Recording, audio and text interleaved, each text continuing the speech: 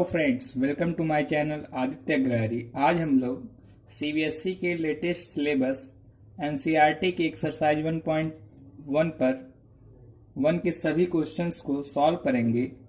दोस्तों, जो सीबीएसई की नई लेटेस्ट अपडेट आई है उसमें यूक्लिड डिवीज़न लेमा को रिमूव किया गया है, ना कि यूक्लिड डिवीज़न एल्गोरिथम को। तो आप लोग कंफ्यूजन में मत रहिएगा कि यूक्लिड डिवीज़न एल्गोरिथम से प्रश्न नहीं पूछे जाएंगे। यहाँ से क्वेश्चन, अगर आप 10 ईयर के क्वेश्चन पेपर को देखते हैं तो आपको लगभग हर साल अल्टरनेट पर यहाँ से क्वेश्चन पूछे गए होंगे 2 से 3 मार्क्स में। तो देखिएगा, एक क्वेश्चन नंबर पहला लिखा हुआ है, Euclid's division lemma to find HCF of 135.225। तो देखिए कैसे इस प्रश्न को सॉल्व करने के लिए चलेंगे। पहला काम हमारा होगा इन दोनों संख्याओं में से फाइंड आउट करना कि कौन सी संख्या बड़ी है। तो देखिएगा स्टेप 1 में क्या करते हैं, लिखेंगे 225 इज ग्रेटर देन 135। तो यहाँ लिखेंगे according to Euclid's division lemma. Euclid's division lemma की मदद से क्या होगा, 225 इक्वल 135। अगर आपको यहाँ पता नहीं है क्या भरना है तो यहाँ साइड में आप चाहें तो डिवाइड करके चेक कर सकते हैं कि क्या क्या रिमाइंडर होगा, क्या क्वोशेंट होगा। तो देखिए 135 का 1 टाइम्स आएगा, यहाँ आएगा 5 में से 5 माइनस 0, यहाँ हो जाएगा 90। ठीक है, तो यहाँ 90 रिमाइंडर आ गया। तो देखिएगा 1 टाइम्स यहाँ चला गया और 90 रिमाइंडर। तो स्टेप सेकंड हमें करना पड़ेगा क्योंकि स्टेप फर्स्ट में रिमाइंडर 0 के बराबर नहीं है। तो यहाँ लिखेंगे since 90 is not equal to 0। तो अब हम इसमें और इसमें अप्लाई करेंगे यूक्लिड डिवीज़न लेमा। तो देखिए according to Euclid division lemma, मैं शॉर्ट कर रहा हूँ थोड़ा सा, तो यहाँ से जाएगा 135 इक्वल 90। यहाँ पता नहीं है कितना होगा तो फिर यहाँ पे चेक कर लेंगे 135 को डिवाइड करके 90 से। तो 90 बन जा 90, यहाँ रिमाइंडर आएगा 45। तो देखिएगा 90 बन जा 90, रिमाइंडर आ गया। ये स्टेप आपको तब तक चलना पड़ेगा जब तक रिमाइंडर 0 ना आ जाए।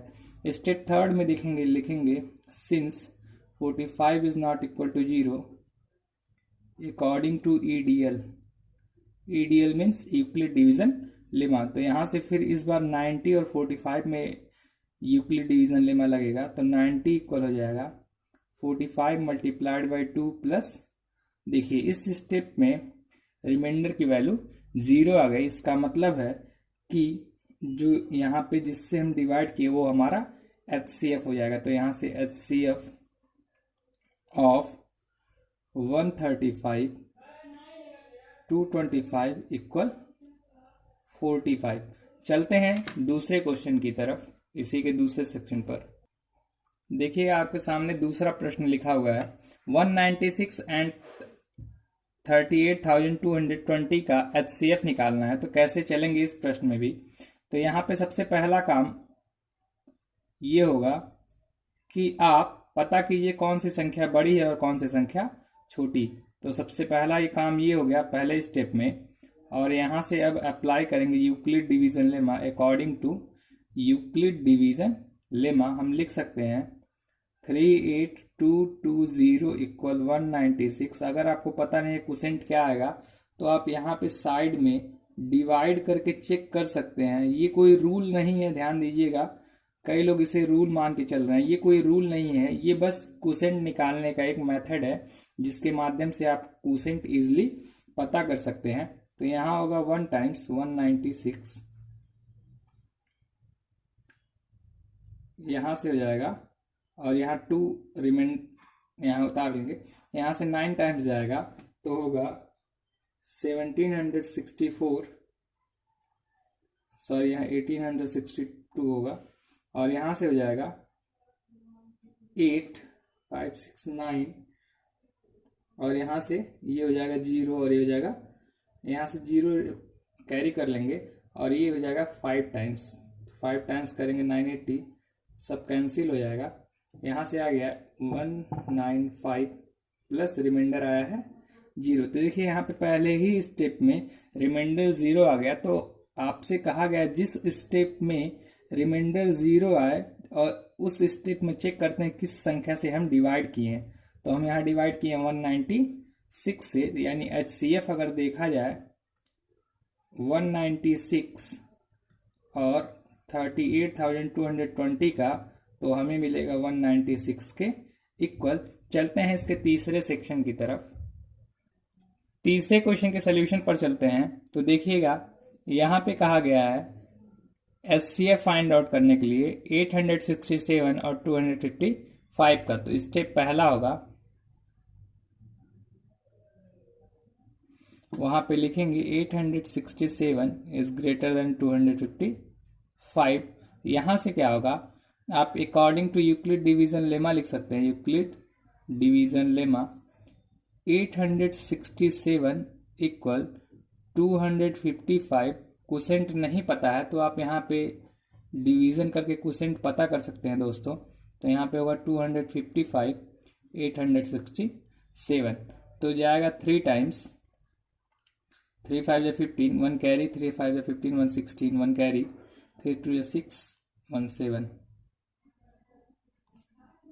तो देखिएगा यहाँ पे 3 टाइम्स गया और रिमाइंडर आ गया 100, यानी पहले स्टेप में हमें HCF नहीं मिलने वाला है यहाँ, क्योंकि रिमाइंडर 0 नहीं है। तो यहाँ लिखेंगे 102 इज नॉट इक्वल टू 0।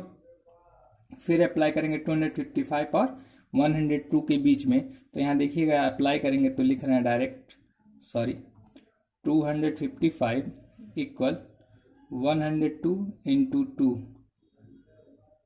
204 हो जाएगा, 51 कैरी बचेगा। यानी दूसरे स्टेप में भी हमारा रिजल्ट HCF का नहीं आया। तीसरे स्टेप में चलते हैं। तो देखिए यहाँ लिखेंगे 51 इज नॉट इक्वल टू 0। अगर 51 इक्वल 0 नहीं है तो यहाँ फिर अप्लाई करेंगे 102 और 51 में। तो यहाँ से जाएगा 102 इक्वल 51 मल्टीप्लाइड बाई 2 प्लस 0। 51 2 या 102 होता है और रिमाइंडर आ गया। यानी कि जो जिस स्टेप में आपसे कहा गया रिमाइंडर है, उस स्टेप में देखते हैं किस संख्या से हम डिवाइड किए हैं। तो यहाँ HCF आ जाएगा आपका, HCF ऑफ 255 867 इक्वल 51। चलते हैं दूसरे क्वेश्चन की तरफ। तो देखिएगा आपके सामने एक क्वेश्चन लिखा हुआ है। कहा गया है कि किसी भी पॉजिटिव ऑड इंटीजर को या तो हम 6m+1 के फॉर्म में शो कर सकते हैं, 6m+3 के फॉर्म में, या 6m+5 के फॉर्म में। तो देखिएगा इसको कैसे प्रूव करने के लिए चलेंगे। अगर आपको किसी भी पॉजिटिव ऑड इंटीजर को 6m 6q+1 6q+3 6q+5 के फॉर्म में शो करना है, तो आपको किसी भी संख्या में डिवाइड करना पड़ेगा 6 से। देखिएगा, let us consider A be any positive integer. एक कोई भी एक पॉजिटिव इंटीजर है जिसमें एक संख्या b जो कि है 6 के बराबर, उससे डिवाइड किया जाएगा, ठीक है। और जो रिमाइंडर आएगा उसकी वैल्यू होगी 0 1 2 3 4 और 5। तो यहां से यूक्लिड डिवीजन लेमा लगाएंगे। तो according to Euclid's division lemma A equal 6q+r where r less than 6 greater than equal to 0। यानी जिससे डिवाइड कर रहे हैं उससे छोटा होगा रिमाइंडर और 0 या 0 से बड़ा होगा। तो देखिएगा केस फर्स्ट लेके चलते हैं। केस फर्स्ट में क्या होगा, इफ रिमाइंडर r इक्वल 0, तो जो यूक्लिड डिवीजन लेमा है इसको पहला मान लेते हैं, ये रिड्यूस हो जाएगा। देखिएगा a इक्वल 6q के फॉर्म में, क्योंकि रिमाइंडर 0 हो चुका है। अगर ऐसा हुआ तो हम किसी भी संख्या को यहाँ अगर पुट करेंगे तो हमेशा इवन नंबर मिलेगा। देख लीजिए, अगर आप चेक करना चाहते हो तो यहाँ चेक कर सकते हैं। 6 इंटू 1 करेंगे 6 इंटू 5 करेंगे 30, 6 इंटू 80 करेंगे 480। ऐसे करते करते आपको हमेशा इवन नंबर ही मिलेगा। इसका मतलब है कि हम यहाँ लिख सकते हैं A represent in this case even number. फिर हम बात करेंगे केस सेकंड की तरफ। तो देखिए केस सेकंड देखा जाए, अगर रिमाइंडर कितना हो r इक्वल 1 हो तो फर्स्ट इक्वेशन रिड्यूस हो जाएगा। फर्स्ट इक्वेशन हमारा यहाँ पर है, ये रिड्यूस हो जाएगा 6q प्लस 1 के फॉर्म में। और हम अगर यहाँ चेक करने चलें तो देखिएगा, अगर हम q की जगह 1 पुट करें तो 6 1 जा 6 प्लस 1 7 आएगा। q की जगह अगर 3 पुट करते 6 3 जा 18 प्लस 1 19 आएगा। यहाँ पे आपको दो संख्या पुट करके दिखा दिया गया है कि दोनों ही संख्याएं ऑड नंबर है। तो यहाँ लिखेंगे A represent N odd integer. A represent कर रहा है सेकेंड केस में ऑड इंटीजर। फिर बात करते हैं थर्ड केस की। थर्ड केस लेके चलेंगे तो r इक्वल लेंगे रिमाइंडर 2 के बराबर, तो a इक्वल हो जाएगा 6q प्लस 2। तो यहां से क्या होगा आगे देखते हैं अगले पेज पर। 6q प्लस 2 आया था, तो देखिएगा 6q प्लस 2 से क्या लिख सकते हैं। अगर a इक्वल 6q प्लस 2 आया है, इसका मतलब है अगर q की जगह हम 2 पुट करें 6 2 या 12 प्लस 2 14 लिख सकते हैं। तो देखिए 14 एक इवन नंबर है, तो यहाँ लिख सकते हैं ए रिप्रेजेंट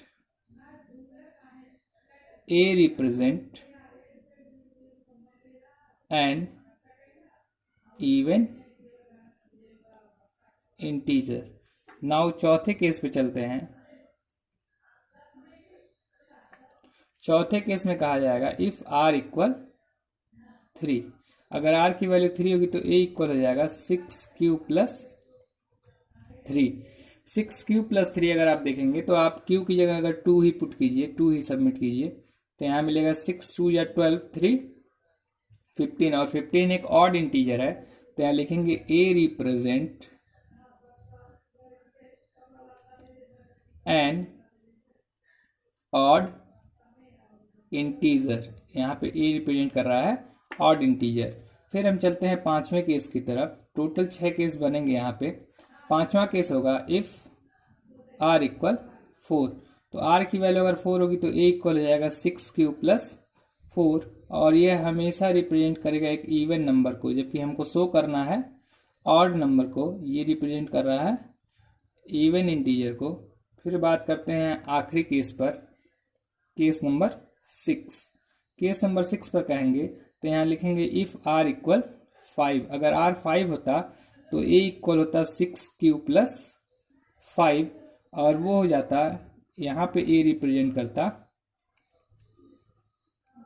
ऑड इंटीजर को। तो अगर हम देखें तो हम कह सकते हैं जो केस सेकेंड, फोर्थ और सिक्स्थ केस जिसमें रिप्रेजेंट हुआ है 6q प्लस 1, 6q प्लस 3 और 6q plus 5, which is always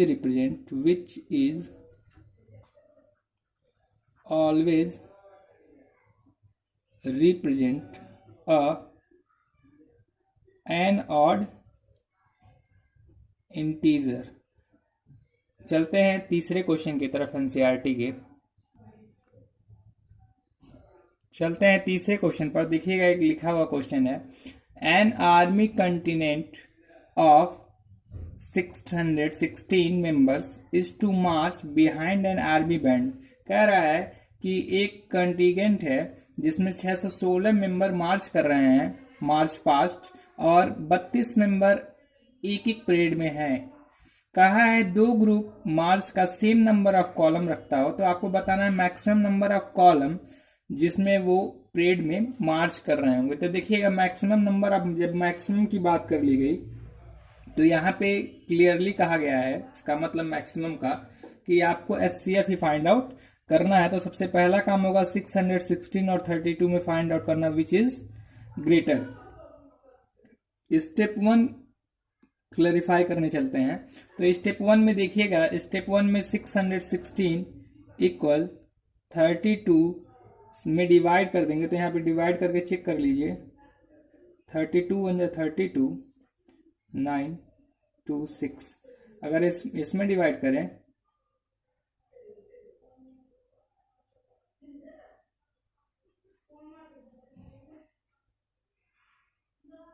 reminder 8 आएगा। तो यहाँ 19 टाइम्स प्लस रिमाइंडर 8। तो पहले स्टेप में रिमाइंडर की वैल्यू 0 नहीं होने की वजह से यूक्लिड डिवीजन लेमा दूसरे स्टेप में भी फॉलो होगा।